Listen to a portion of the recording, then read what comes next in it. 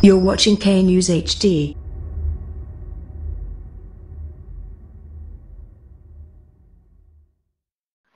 अस्सलामुअलैकुम, आप देख रहे हैं के न्यूज चैनल। खबर शामिल करते हैं लौधरां से। हमारे नुमाइंदे की रिपोर्ट के मुताबिक थाना गेलेवाल 55 में चंद माह पहले अहले इलाका की मोहम्मद अनवर नंबरदार को दोस्तों ने अकरम वगैरह साथियों के हमरा बड़ी बेदर्दी से कत्ल कर दिया था, जिसकी वजह से FIR थाना राजाराम में दर्ज है, जिसमें 5 मुल्जिमान नामजद थे। 3 के बाहर आते ही अकरम और साथियों के हमरा मोहम्मद अनवर नंबरदार की बीवी अमीर माई और 2 बेटों को कत्ल करने और अगवा की भी धमकियां दी जा रही हैं।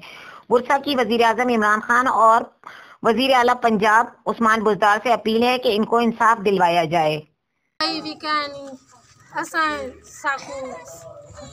साकू खतरा है, धमकियां देने साडा हित को वारे से अब्बू साडे अब्बू को कत्ल कर छोड़े